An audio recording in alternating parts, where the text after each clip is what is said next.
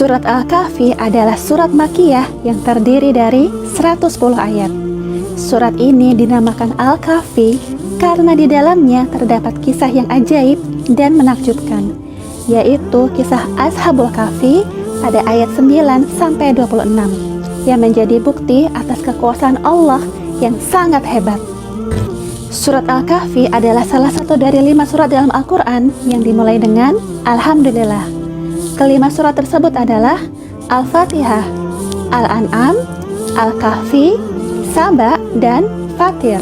Kalimat hamdalah tersebut merupakan awal pembicaraan yang menggambarkan penghambaan manusia kepada Allah Subhanahu wa Ta'ala dan pengakuan atas segala nikmat dan kemurahan Allah. Surat Al-Kahfi berkolerasi dengan surat Al-Isra, yaitu seperti pada saat pemeluk Yahudi memerintahkan kaum musyrikin untuk menguji Nabi Shallallahu Alaihi Wasallam dengan 3 pertanyaan, yaitu tentang ruh, Ashabul Kahfi, dan Zulkarnain.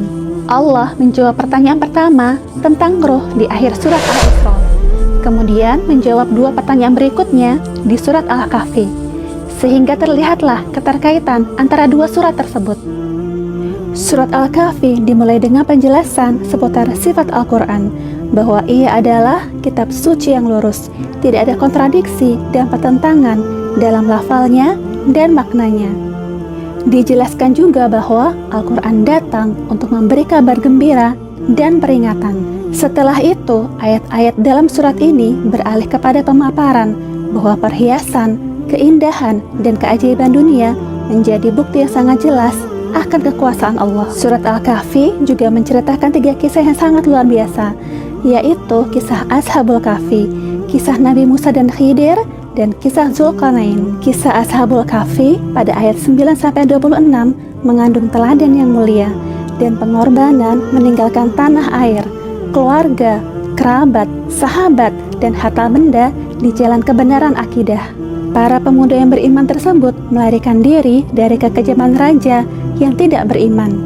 Mereka bersembunyi di gua yang terletak di gunung. Allah membuat mereka tertidur selama 309 tahun Qamariyah, kemudian membangunkan mereka kembali sebagai bukti nyata atas kekuasaan Allah membangkitkan mereka. Allah Subhanahu wa Ta'ala memerintahkan Nabi Shallallahu Alaihi Wasallam untuk bersikap tawadu, rela duduk berdampingan dengan mukmin yang fakir, dan tidak menjauhi mereka hanya untuk mendampingi orang kaya, walaupun dengan tujuan untuk dakwah, sebagaimana firman Allah Subhanahu wa Ta'ala dalam surat Al-Kahfi ayat 28. Selanjutnya di surat Al-Kahfi ayat 29, Allah mengancam orang yang tidak beriman setelah ia menampakkan kebenaran, dan dia menyebutkan siksa azab yang sangat pedih untuk mereka di akhirat. Selanjutnya pada ayat 30-31, Allah kemudian menyertainya dengan janji surga Aden untuk kaum mukmin yang soleh. Kemudian pada ayat 60-78 adalah kisah tentang Nabi Musa dan Khidir. Kisah ini merupakan perumpamaan bagi para ulama tentang sikap tawadu dalam menimba ilmu. Terkadang seorang hamba Allah yang soleh memiliki ilmu pengetahuan selain tentang ilmu agama yang pokok dan cabangnya yang tidak dimiliki oleh para nabi. Buktinya Khidir dengan tindakannya melubangi sebuah kapal, membunuh seorang anak, dan membangun kembali sebuah dinding. Kisah Zulkarnain pada surat Al-Kahfi ayat 83-99 merupakan pelajaran bagi para penguasa dan kepala negara. Zulkarnain adalah seorang raja yang mampu menguasai dunia dari timur hingga barat. Dan Zulkarnain mampu membangun bangunan yang tinggi atas dasar ketakwaan, kesolehan, dan keadilannya. Kisah perumpamaan kedua pada surat Al-Kahfi adalah perumpamaan tentang kehidupan dunia, yaitu pada ayat 45-46 yang menunjukkan bahwa kehidupan dunia ini tidak kekal dan fana.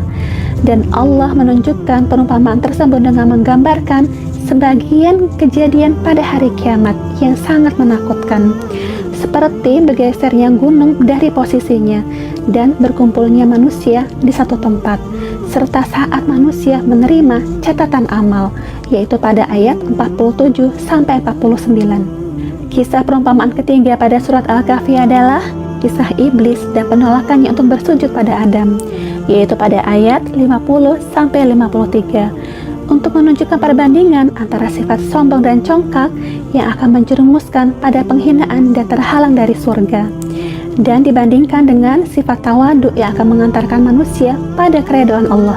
Lalu dilanjutkan dengan penjelasan bahwa Al-Quran memberi banyak perumpamaan bagi manusia untuk menjadi nasihat dan pelajaran, dan juga dijelaskan fungsi para rasul yang membawa kabar gembira dan peringatan serta ancaman bagi orang-orang yang berpaling dari ayat-ayat Allah, yaitu pada ayat 54-57.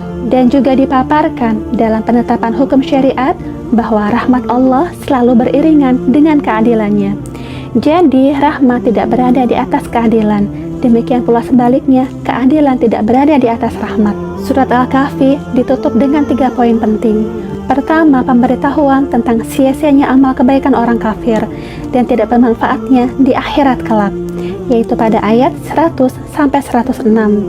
Kedua, tentang kabar gembira bagi orang-orang beriman bahwa mereka akan mendapatkan nikmat yang abadi di akhirat, yaitu pada ayat 107-108. Ketiga, tentang ilmu pengetahuan Allah yang tidak terbatas dan tidak bertepi, yaitu pada ayat 109-110. Keutamaan surat Al-Kahfi pada 10 ayat pertama dan 10 ayat terakhir merupakan pelindung dari Dajjal. Ada seorang laki-laki membaca Al-Kahfi di dalam rumah yang terdapat binatang. Lantaran bacaan itu, binatang itu pun pergi. Lalu ia melihat ke atas dan tiba-tiba datang gumpalan awan atau mendung yang meliputi dirinya. Lalu ia memberitahukan hal tersebut kepada Nabi SAW, dan beliau bersabda, "Bacalah fulan surat Al-Kahfi, sebab yang kau alami adalah ketenangan yang turun berbarengan dengan Al-Quran atau turun karena Al-Quran dibacakan." Nabi SAW bersabda, siapa yang menghafal 10 ayat pertama dari surat Al-Kahfi, maka ia terlindungi dari Dajjal. Dalam hadis lain disebutkan, Nabi SAW bersabda, siapa yang membaca Al-Kahfi pada hari Jumat, maka ia mendapatkan pancaran cahaya di antara 2 Jumat yang dilaluinya. Dan dalam hadis lainnya juga disebutkan, Nabi SAW bersabda, siapa yang membaca surat Al-Kahfi sebagaimana ia diturunkan, maka itu menjadi cahaya baginya pada hari kiamat. Dalam hadis lainnya, Rasulullah SAW bersabda, barang siapa yang membaca 10 ayat terakhir dari Al-Kahfi, sesungguhnya bacaannya tersebut menjadi pelindung baginya dari Dajjal.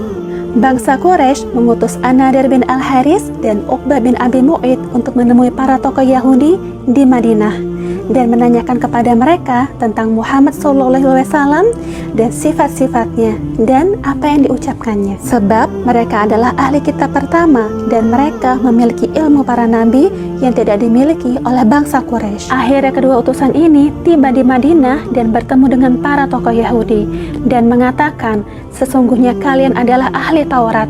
Kami datang kepadamu agar kalian memberitahukan kepada kami tentang sahabat kami ini. Lalu para tokoh Yahudi ini menanggapi utusan tersebut dan menyatakan, tanyakan kepadanya tentang 3 perkara.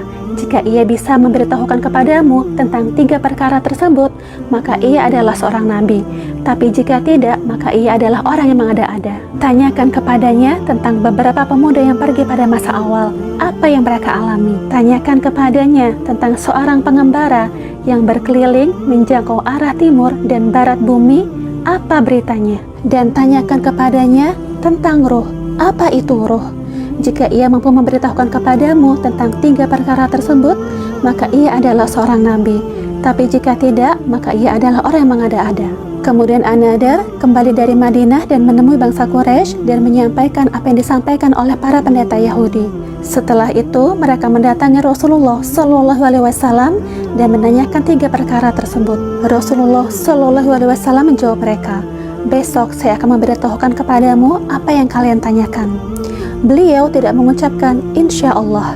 Lalu mereka pergi meninggalkan beliau. Ternyata selama 15 malam Allah tidak menurunkan satu wahyu pun, dan Jibril juga tidak datang kepada Rasulullah. Hingga penduduk Mekah menyebarkan berita jahat dan bohong. Mereka mengatakan Muhammad menjanjikan kita jawabannya besok. Ternyata sampai 15 hari tidak ada jawabannya. Terhentinya wahyu ini membuat Rasulullah SAW menjadi sedih, dan pembicaraan penduduk Mekah semakin menambah beban beliau. Kemudian Jibril alaihi salam datang kepada beliau dan membawa surat Ashabul Kahfi dari Allah SWT. Dalam surat ini ada peringatan Allah kepada beliau atas kesedihan beliau terhadap mereka, dan pemberitahuan tentang apa-apa yang mereka tanyakan, yaitu tentang perkara beberapa pemuda, seorang pengembara, dan tentang ruh, yaitu di surat Al-Isra ayat 85. Surat Al-Kahfi dimulai dengan Alhamdulillah. Allah SWT memuji dirinya sendiri karena dia yang menurunkan kitab yang agung kepada Rasulnya SAW, dan kitabnya ini Al-Quran mengeluarkan manusia dari kegelapan menuju cahaya. Allah menjadikan Al-Quran kitab suci yang lurus tanpa penyimpangan dan penyelewengan di dalamnya, bahkan menjadi hidayah dan petunjuk jalan yang lurus. Jadi firman Allah, walam yaj'alahu iwaja, maknanya adalah Allah tidak menjadikan kebengkokan, penyimpangan dan penyelewengan dalam kitab suci Al-Quran, tetapi dia menjadikannya lurus. Alhamdulillah, maknanya syukur dan pujian kepada Allah. Allah Subhanahu wa Ta'ala senantiasa terpuji dalam setiap keadaan, dan dia kadangkala memuji dirinya sendiri dalam penutupan dan pembukaan surat-surat dalam Al-Quran. Tujuannya adalah agar segenap hambanya mengetahui tata cara memuji Allah, karena begitu banyak nikmat yang Allah anugerahkan kepada mereka, dan nikmat yang terpenting adalah nikmat Islam dan Al-Quran yang menjadi sebab keselamatan dan keberhasilan mereka. Memahami Al-Quran dengan tafsir.